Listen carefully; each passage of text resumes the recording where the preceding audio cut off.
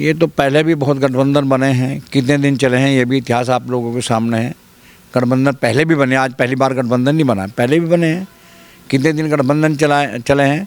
ये इंडिया बना ले इंडिया तब बनाया है, तब ये पूरी तरह से फेल हो गए हैं। जैसा कि किसी का कहना है कि एक कंपनी फेल होगी, दूसरी कंपनी का नाम है, दूसरी कंपनी बना के खड़ा कर देते हैं। तो उसी तरह से इन्हें जब पहले इनका फेल हो गया, अब इन्होंने इंडिया बना लिया है। वो तो बेचारे अपने चचा से, जो उनके सगे चचा थे और जिसने ज़मीन पे काम किया है, जिसने मुलायम सिंह जी के साथ काम किया है और जिसने समाजवादी को खड़े करने में जिस आदमी की बहुत बड़ी भूमिका थी, और वो व्यक्ति उस स्तर तक चला गया जिस स्तर तक उसका जाने का कोई मतलब नहीं बनता था। उसने 50 बार ये कहा कि मुझे मुख्यमंत्री नहीं बनना, मुख्यमंत्री अखिलेश ने बनना है। उसके बाद भी उनसे बात नहीं करी उन्होंने। मेरी बात तो छोड़ दीजिए। चचा से भी इसलिए बात की है, जब 4 बार सर्वे करा लिया कि बिना शिवपाल जी की सीट नहीं निकलेगी, तब क्या ना दोनों ने बात की मियाँ बीबी ने जाकर शिवपाल जी से। नमस्कार, मैं हूं कुलदीप, आप देख रहे हैं हेडलाइंस उत्तर प्रदेश। मेरे साथ है साहब सिंह सैनी जी, पूर्व मंत्री उत्तर प्रदेश सरकार हैं। अभी बीजेपी ज्वाइन किए, सपा में काफ़ी समय बिताया। इनसे बातचीत करेंगे, जानेंगे क्या रहा, क्या कारण रहे बीजेपी में आने के और सपा छोड़ने के। सर, स्वागत है आपका बहुत बहुत। धन्यवाद आपका बहुत बहुत। अभी जो आपने कहा है कि भाजपा में आने के क्या कारण रहे हैं, आज देश में नरेंद्र मोदी जी के नेतृत्व में जो देश प्रगति कर रहा है, उसका कोई दूसरा व्यक्ति सानी नहीं है। आज विश्व स्तर पर जो छवि हिंदुस्तान की बनी है, आज दुनिया के हर देश नरेंद्र मोदी जी को नेता मानने के लिए तैयार हैं। अभी एक चुनाव हुआ है अंतर्राष्ट्रीय स्तर पर, एक जज का, जिसमें ब्रिटेन का प्रत्याशी हमारे प्रत्याशी के क्या नाम मुकाबले पे था, और हमारे प्रत्याशी को 183 वोट मिले हैं 193 में वोट में से। और एक इतिहास रचने का काम हुआ। ये पहली बार हुआ है हमारे क्या ना देश में कि हमारा इतना ही क्या ना छवि आज पूरे दुनिया में हिंदुस्तान की बनने का काम हुआ है। उत्तर प्रदेश में आदित्य योगीनाथ जी ने जिस तरह से हिम्मत और हौसले से उत्तर प्रदेश गुंडा मुक्त किया है और जिस तरह से विकास को करने का काम कर रहे हैं, शायद ऐसे पहले नहीं हुआ है। आज बड़े बड़े बदमाश, बड़े बड़े माफिया सब भूमिगत हैं, और जो बहुत ज़्यादा वो थे वो कुछ मारे भी गए हैं, आप लोगों ने देखा है। तो इन सब बातों से प्रभावित होकर आज भाजपा के मैंने भाजपा पार्टी ज्वाइन करने का काम किया है कि अगर कोई है जो उत्तर प्रदेश और देश में विकास कर सकते हैं, योगी जी प्रदेश में और हिंदुस्तान में क्या नरेंद्र मोदी जी इस प्रदेश को बढ़ा सकते हैं। और अभी जो मेरा कहना है कि 2024 में अभी नरेंद्र मोदी जी की आवश्यकता है देश को, और उत्तर प्रदेश को हमारे जो प्रदेश के मुख्यमंत्री हैं आदित्य योगीनाथ जी, उनकी ज़रूरत है अभी प्रदेश को। लेकिन विपक्ष ने तो गठबंधन बना लिया, इंडिया नाम से आई NDIA, अखिलेश भी उनके साथ ही। अखिलेश कह रहे हैं इस बार बीजेपी को हम रोकेंगे उत्तर प्रदेश में। ये तो पहले भी बहुत गठबंधन बने हैं, कितने दिन चले हैं ये भी इतिहास आप लोगों के सामने है। गठबंधन पहले भी बने, आज पहली बार गठबंधन नहीं बना, पहले भी बने हैं। कितने दिन गठबंधन चले हैं। ये इंडिया बना ले इंडिया तब बनाया है, तब ये पूरी तरह से फेल हो गए हैं। जैसा कि किसी का कहना है कि एक कंपनी फेल होगी, दूसरी कंपनी का नाम है, दूसरी कंपनी बना के खड़ा कर देते हैं। तो उसी तरह से इन्हें जब पहले इनका फेल हो गया, अब इन्होंने इंडिया बना लिया है।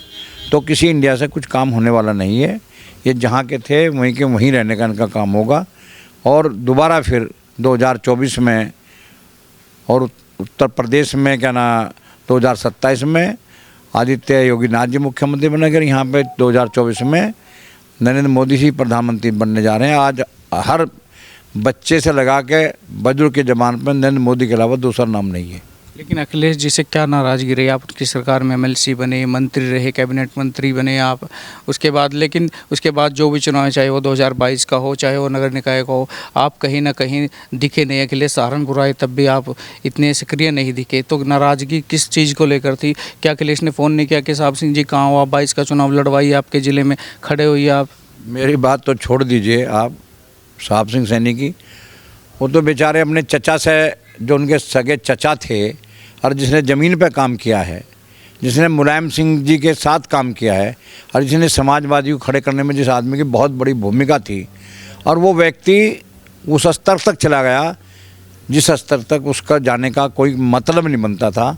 उसने 50 बार ये कहा कि मुझे मुख्यमंत्री नहीं बनना, मुख्यमंत्री अखिलेश ने बनना है। उसके बाद भी उनसे बात नहीं करी उन्होंने, मेरी बात तो छोड़ दीजिए। और मेरे जैसे पता नहीं कितने लोग हैं जो क्या ना नेताजी से जुड़े हुए थे, जो सीनियर लोग थे, उनसे किसी से उन्होंने बात नहीं की है।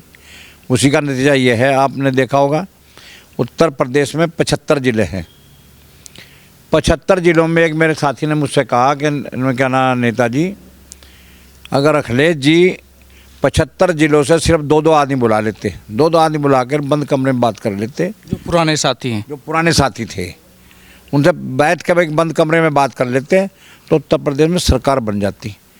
मैं इसको बताना चाहता हूँ कि कुछ सीटें तो ऐसी हैं जो बहुत कम वोटों से हारी हैं इनकी, कुछ सीटें तो बहुत कम वोटों से हारी हैं इनकी, लेकिन वो सीटें जीतती निश्चित तौर से अगर क्या ना जो लोग खड़े हो जाते हैं इनके साथ।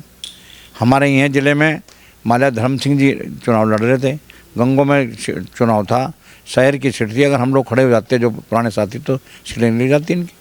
तो मतलब जो हार हुई वो अखिलेश के अहंकार से हार हुई। अहंकार तो उसमें बेचारे में इतना है कि उसे आप सब लोग देख ही रहे हैं, क्या इतना अहंकार है उस आदमी ने।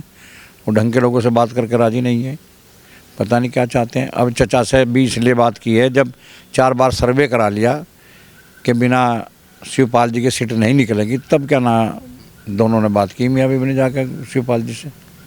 अभी मोदी जी ने लाल किले से कहा है कि अगले साल फिर मैं उपलब्धियां गिनवाऊंगा, तो कांग्रेस हो या तमाम विपक्षी जो दल हैं सभी कह रहे हैं कि मोदी नहीं, ये उनको तो अहंकार बोल रहा है। अहंकार नहीं बोल रहा है, उनका काम बोल रहा है, ज़मीन बोल रही है, ज़मीन बोल रही है, जो उन्होंने काम किए हैं वो बोल रहे हैं, उनके आगे भी उनकी योजनाएं जो हैं वो बोल रही हैं। अहंकार नहीं बोल रहा है, अहंकार की तो कोई बात ही नहीं इसमें। उनका जो है अहंकार नहीं इसे कह सकते आप। उनकी उपलब्धियाँ पीछे में उन्होंने उपलब्धियाँ गिनाई, आगे भी उपलब्धियाँ गिनाएंगे।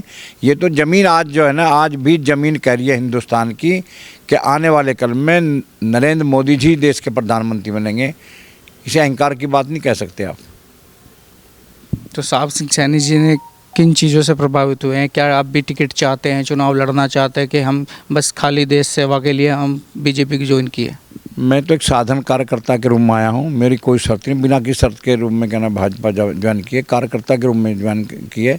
ये तो पार्टी की बात है, वो मुझसे क्या काम लेना चाहिए, जो भी मुझसे काम लेना चाहेंगे मैं उसमें पूरी निष्ठा के साथ करने का काम करूँगा।